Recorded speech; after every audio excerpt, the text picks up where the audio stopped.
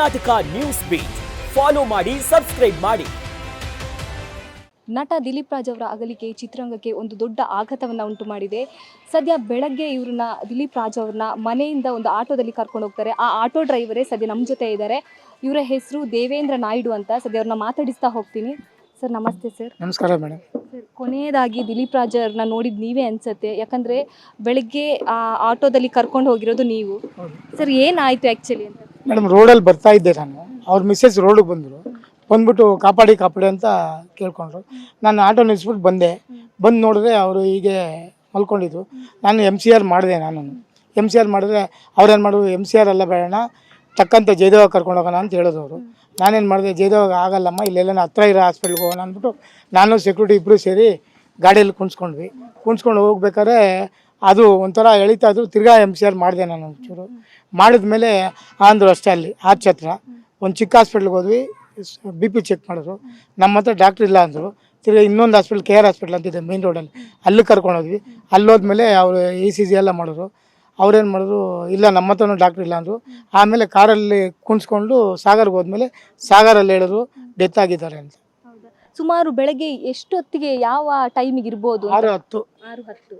ನೀವು ಇದೇ ಏರಿಯಾದಲ್ಲಿ ಓಡಾಡ್ತಿದ್ದೀರಾ? ಹೌದು, ಇದೇ ಏರಿಯಾದಲ್ಲಿ ಇರೋದು ಮನೆ. D-Max ಸ್ವಸ್ತಿಕ್ ಅಂತ ಮುಂದೆಗಡೆ ಅಪಾರ್ಟ್ಮೆಂಟಲ್ಲಿ ಇರೋದು ನಾವು.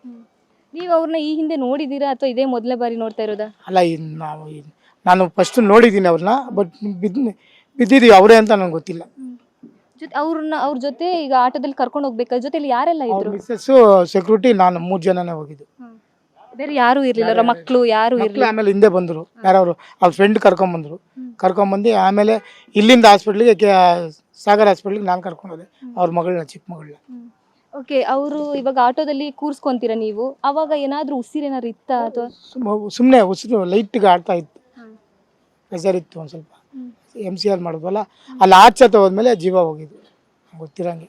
ಇಲ್ಲೇ ಆರ್ಚ್ ಹತ್ರ ಅವರು BP ಚೆಕ್ ಮಾಡಿದ್ಮೇಲೆ ನಮ್ಮ ಹತ್ರ ಡಾಕ್ಟ್ರ್ ಇಲ್ಲ ಅಂದರು. ಆಮೇಲೆ ಅಲ್ಲಿ ಹೋಗಿದ್ದು ನಾವು ಇನ್ನೊಂದು ಹಾಸ್ಪಿಟ್ಲಿಗೆ. 3ನೇ ಹಾಸ್ಪಿಟ್ಲಲ್ಲೇ ಹೋದ್ಮೇಲೆ ಡೆತ್ ಆಗಿದ್ದಾರೆ ಅಂತ ಹೇಳಿದವರು. ಒಂದು ಹಾಸ್ಪಿಟಲ್ಗೆ ಹೋದಾಗ ಅಲ್ಲಿ ಡಾಕ್ಟರ್ ಇಲ್ಲ ಅಂತ ಹೇಳಿದ್ರು. ಮತ್ತೊಂದು ಹಾಸ್ಪಿಟಲ್ಗೆ ಕರ್ಕೊಂಡು ಮತ್ತೊಂದಿಗೆ ಹೋದ್ವಿ, ಅಲ್ಲಿ ಚೆಕಪ್ ಮಾಡಿದ್ರು ಅವರು ಆಗಲ್ಲ, ಇಲ್ಲಿ ಸಾಗರ ಕರ್ಕೊಂಡೋಗಿ ಅಂದರು. ಚೆಕಪ್ ಮಾಡಿದಾಗ ಅವರು ಡೆತ್ ಅಂತ ಗೊತ್ತಾಗಿತ್ತಾ? ಇಲ್ಲ, ನಮ್ಗೆ ಅದು ಕೇಳಿಲ್ಲ ಮೇಡಮ್, ಕೇಳಿಲ್ಲ. ನಿಮಗೆ ಯಾವ ಸಂದರ್ಭದಲ್ಲಿ ಗೊತ್ತಾಯ್ತು ಅವರು ಡೆತ್ ಆಗಿದ್ದಾರೆ ಅಂತ? ನಾವು ಸಾಗರಲ್ಲಿ ಇವ್ರು ಹೇಳಿದ್ದು, ಡಾಕ್ಟರ್ ಹೇಳಿದ್ದು. ಇವರು ಜೋರಾಗಿ ಹತ್ಕೊಂಡ್ರಲ್ಲ, ಅವಾಗ ನಮ್ಗೆ ಡೌಟ್ ಆಯಿತು. ಅಂದರೆ ಇವಾಗ ಪುಣ್ಯದ ಕೆಲಸ ಮಾಡಿದ್ದೀರಾ, ಬಟ್ ಏನು ಮಾಡೋದು, ಅವರು ಜೀವ ಉಳಿದಿಲ್ಲ. ಅಲ್ಲ, ಒಳ್ಳೆ ಮನುಷ್ಯರಂತೆ. ನನಗೂ ಗೊತ್ತಿಲ್ಲ, ನಾನು 2 ವರ್ಷ ಆಯ್ತು ಇಲ್ಲಿ ಬಂದು. ಬಟ್ ಎಲ್ಲರೂ ಹೇಳಿದ್ರು, ಜನ ನೋಡಿದ್ರೆ ಗೊತ್ತಾಗತ್ತಲ್ವಾ ಒಳ್ಳೆ ಮನುಷ್ಯನ. ಅದನ್ನ ನೋಡಿ ನಾನು ವಾಪಸ್ ಬಂದು ಇಲ್ಲೇ ಇದ್ದೀನಿ. ಬೆಳಗ್ಗೆಯಿಂದ ನೀವೇ ಇಲ್ಲೇ ಇದ್ದೀರಾ? ಬೆಳಗ್ಗೆಯಿಂದ ಇದ್ದೀನಿ, ಮನೇಲಿದ್ದೆ, ಮನೆಯಿಂದ ಈಗ ಬಂದೆ.